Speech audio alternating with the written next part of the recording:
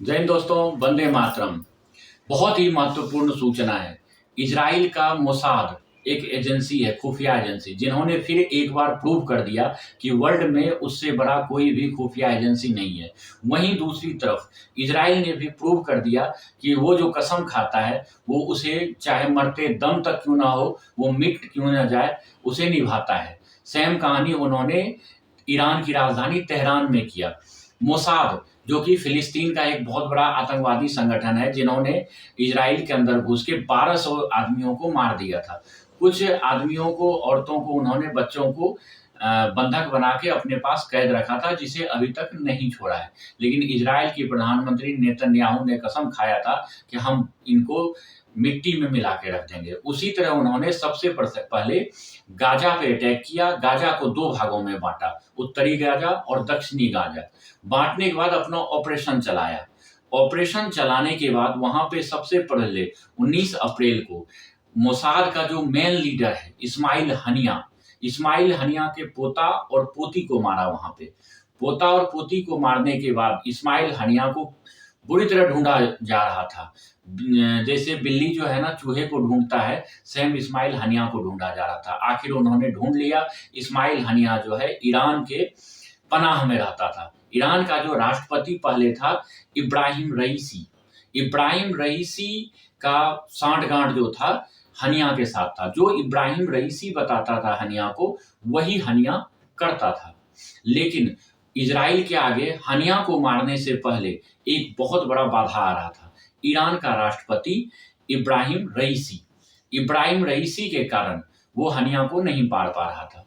उन्होंने फिर प्रण किया कि सबसे पहले हम इब्राहिम रईसी जो है ईरान का राष्ट्रपति, उसको हटाना है।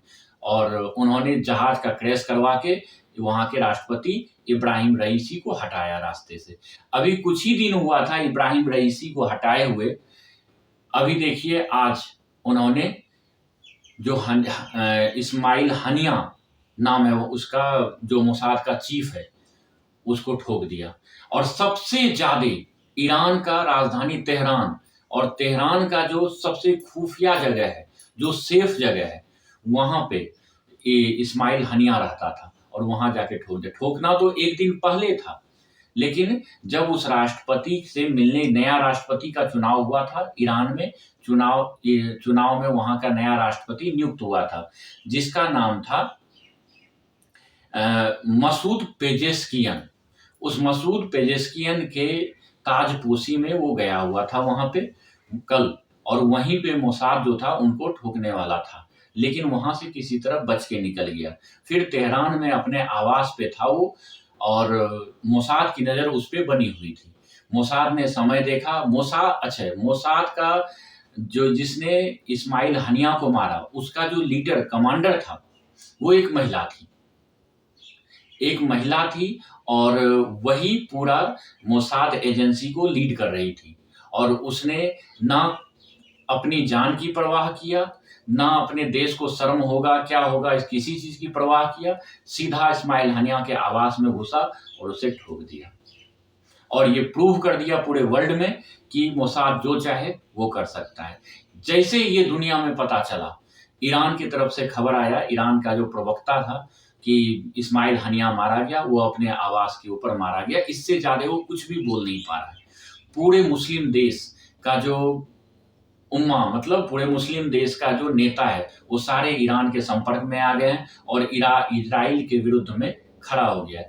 आज उन सब के मुंह पे एक तमाचा है, जो फिलिस्तीन का झंडा लहरा रहे थे। भारत में भी कुछ एरिया में फिलिस्तीन का झंडा लहराया जा रहा था।